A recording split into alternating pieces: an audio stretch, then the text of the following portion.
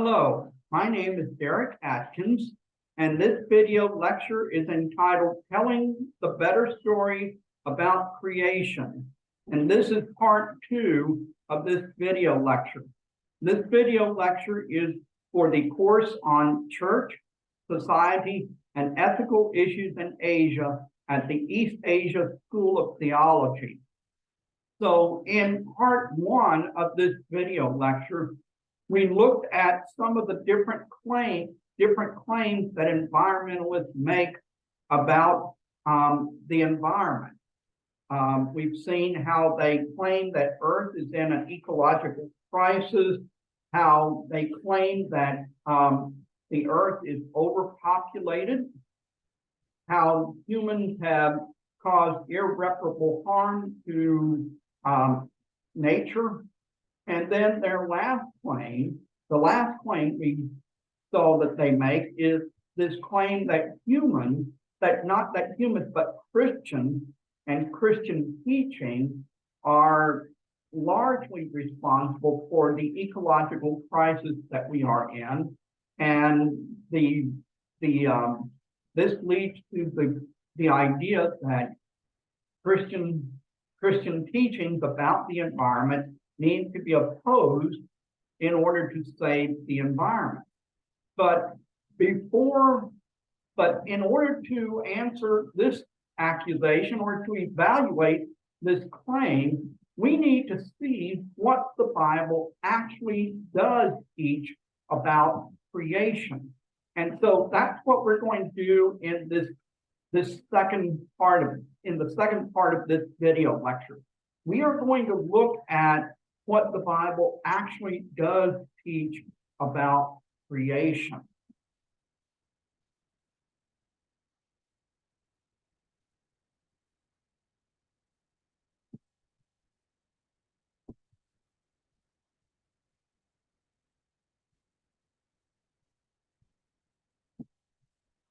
So, what does the Bible teach about creation? Well, while the Bible's primary focus is on God's redemptive activity, it does speak to the issue of creation care. However, instead of taking a moralistic approach towards biblical teaching on creation care, it's best to understand the Bible's teaching about creation and creation care within the context of the Bible's overarching story. As we've seen in previous lessons, the Bible's overarching story has 4 movements: creation, rebellion, redemption, and restoration. And Jared refers to these as creation, fall, redemption, and restoration. So I just have slightly different terms for these 4 movements. So the first of these 4 movements is creation. In Genesis 1 and 2, we read of how God created the world. Here we see that the world is not the product of some violent struggle between God and goddesses, like many creation stories that were common in the ancient Middle East when Moses wrote the creation account, nor is it the result of non-directed change over time like modern evolutionary accounts claim. Instead, Genesis 1 depicts God as creating the universe in a very orderly, purposeful, and peaceful manner. In the creation account, we find the repeated statement, and God saw that it was good. This points to a second truth about creation, and that is the truth that God's creation is good. This is in marked contrast to the later Gnostic views, which splits the physical world as an evil realm and views the spiritual world as good. This truth that God's world is good becomes especially important when we examine the consequences of humanity's rebellion against God. The pinnacle of God's good creation was humanity. In fact, after God created the first man and the first woman, the Bible declares God saw all that he had made, and it was very good. And I'm emphasizing that word very. This is found in Genesis 1:31. In other words, with the creation of the first human, God's creation was now complete. This means that humans are not harmful parasites who need to be exterminated in order to save nature, but rather that we humans are an important and integral part of God's good creation. In Genesis 2:5, we read that the Lord God took the man and put him in the Garden of Eden to work it and take care of it. Here we see that God gave Adam and later Eve the responsibility for caring for his creation. When we combine this command with the Bible's teaching that humans have been created in the image of God, we see a powerful statement about God's intention for humanity's care of his good creation. Humans are to act as God's representatives on earth, caring for his creation. In Genesis 1:28, God commands humans to be fruitful and multiply, and to fill the earth and subdue it. Even before the fall, we see that God's intention was not for Adam and Eve to always remain in the Garden of Eden, but rather to fill the entire earth and bring it under God's rule. In fact, some theologians argue that God's vision was for the Garden of Eden to expand until it would fill all of creation. Of course, Psalm 24:1 tells us that the earth is the Lord and everything in it, showing us that no part of the universe is beyond God's sovereign rule. But as God's representative, we are commanded by God to go out into all of God's creation and to care for God's creation in such a way that God is able to accomplish his purposes for creation through us. For example, throughout Chinese history, humans have worked to control the flooding of the Yellow River.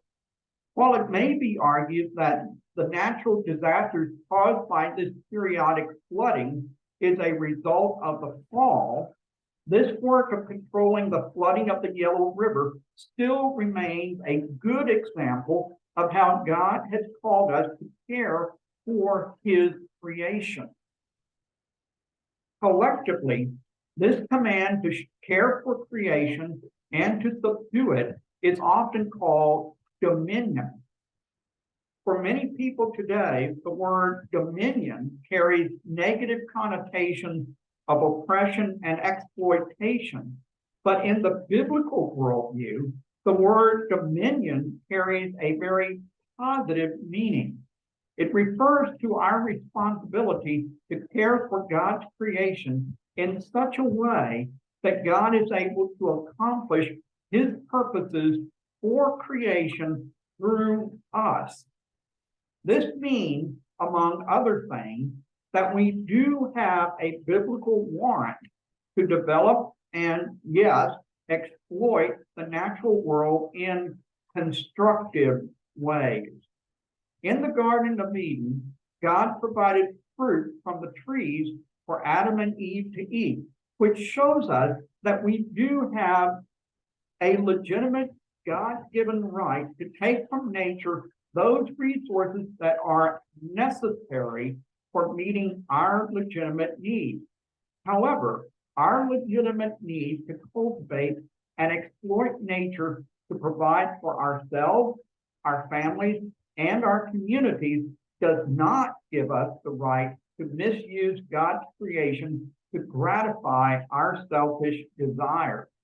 We have a responsibility to care for creation in a way that preserves creation for future generations and avoid harming other creatures that God has created. The second part of the Bible story about creation is found in Adam and Eve's rebellion against God. When Adam and Eve rebelled against God, their sin affected not only their own lives, but also all of creation. In Genesis 3:17 through 19, we read of how God cursed the ground because of Adam's sin. Instead of yielding its abundance to humans readily, nature's bounties must now be harvested and otherwise developed through painful toil.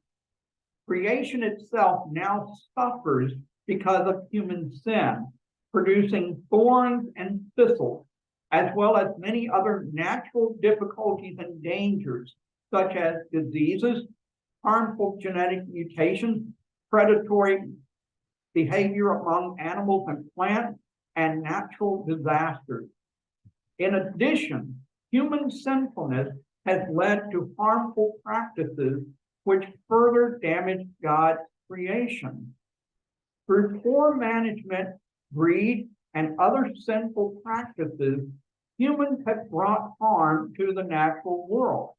Indeed, Romans 8:20 through 22 tells us that creation itself is in bondage to decay and has been groaning as a result of human sinfulness. One example of poor management of God's natural resources is the Dust Bowl, mentioned earlier, which was caused by poor farming practices and the overpumping of water. Thankfully, many farmers did change their farming practices as a result of the Dust Bowl, but this environmental disaster highlights how important the management of God's resources. More often, how the improper management of God's resources, more often than not, the result of human sin, can cause harm to the environment and to both humans and animals. Part of humanity's rebellion against God involved idolatry. Romans 1:25 says, they exchanged the truth of God for a lie and worshiped and served created things rather than the Creator. In ancient times, this involved the worship of trees, animals, stars, and other parts of nature. Yet, it can be argued that many of today's environmentalists are also engaged in the worship of nature. Many have observed that the modern environmental movement has taken on a religious character in many ways. These include sacred or holy days. And I've prepared this chart that illustrates how some of the parallels between Christianity and environmentalism. So in Christianity has Christmas and Easter as our holy days. The environmentalists have Earth Day on April 22nd as their sacred or holy day. In some branches of Christianity, there are food taboos. For example, Catholics will often refrain from eating meat, and they will eat only fish on certain days. Many environmentalists also have food taboos. They will eat only organics, or they will eat only vegan diets, etc. Christianity and environmentalists have have identified certain groups of people who would be considered heathens. Okay, so for Christians, heathens are those who reject Christianity, whereas for environmentalists, heathens are those who reject environmentalism.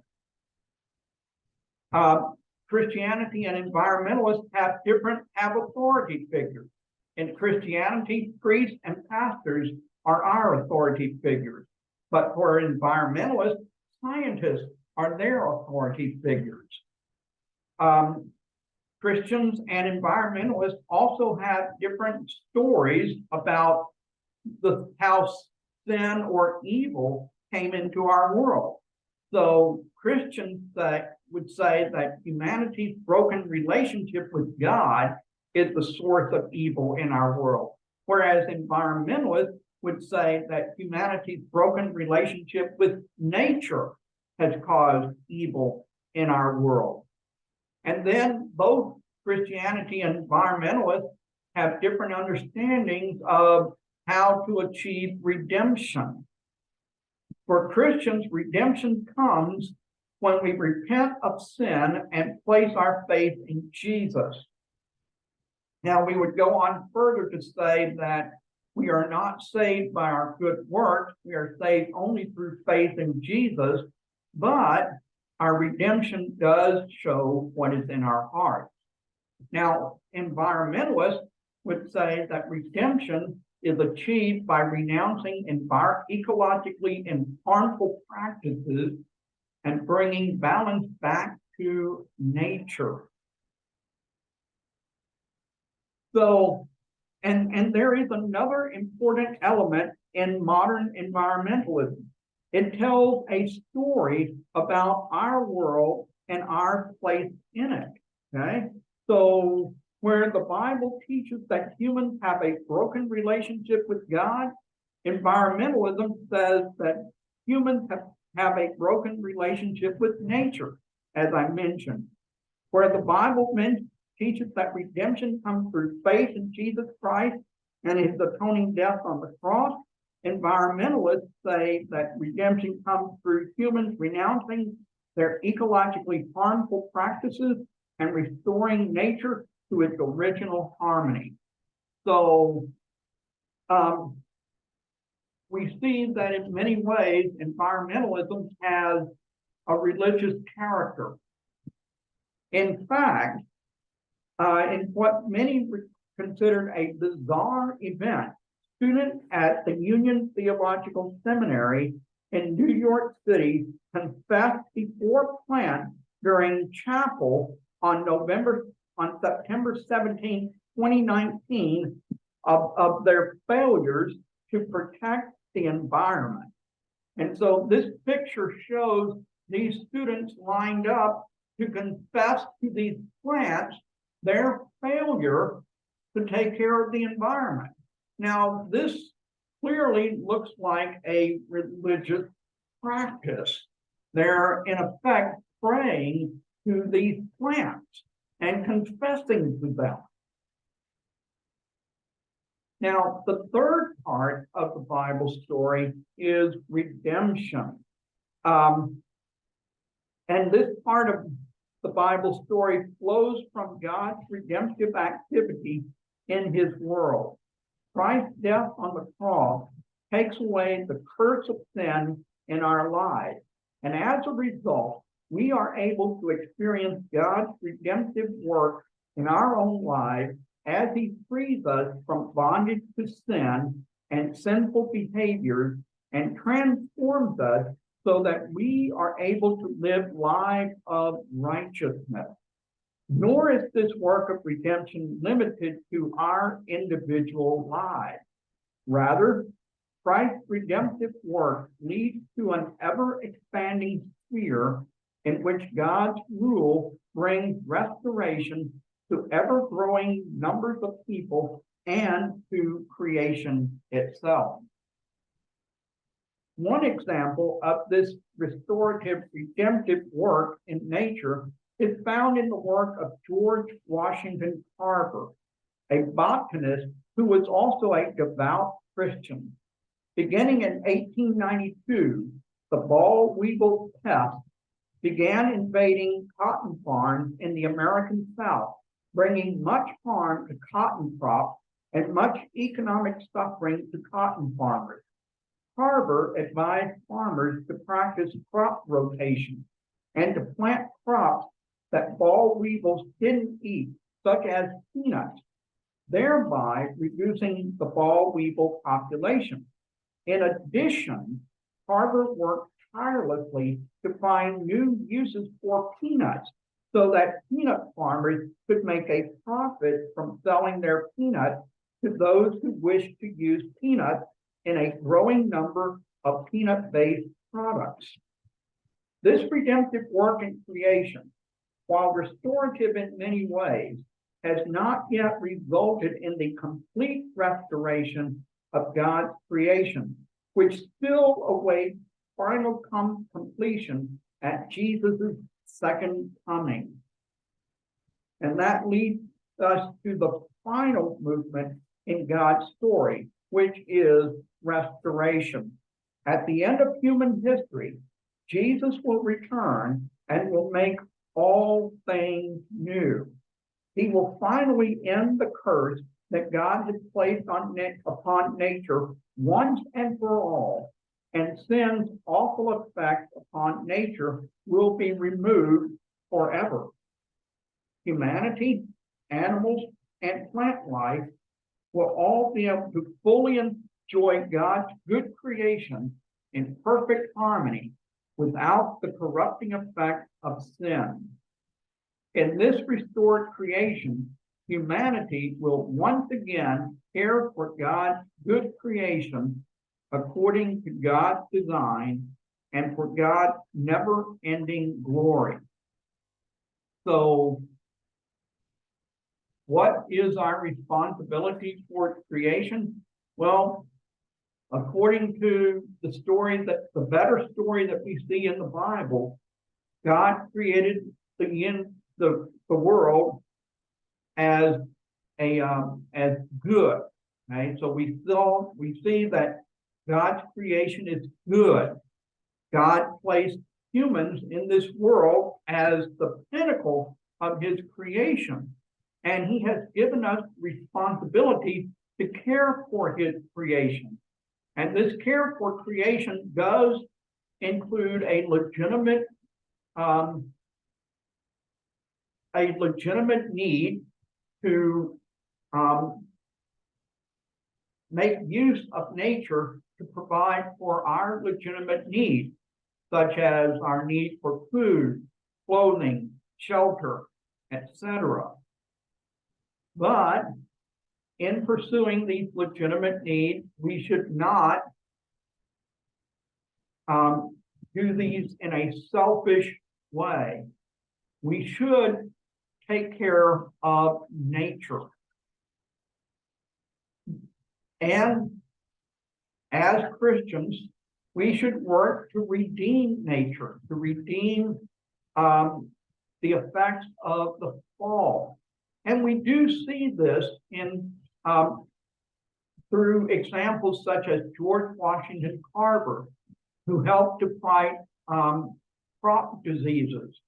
We also see this in the human world, where doctors and scientists work to fight diseases which are caused by this corruption of God's good creation.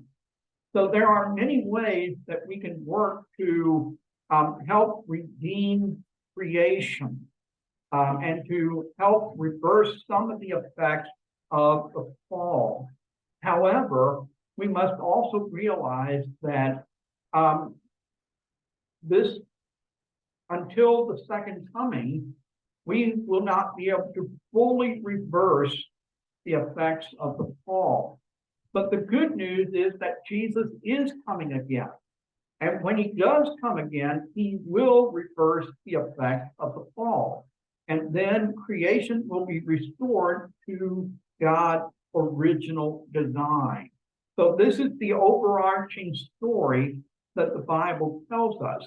And this overarching story helps us to better understand our responsibility to care for God's creation.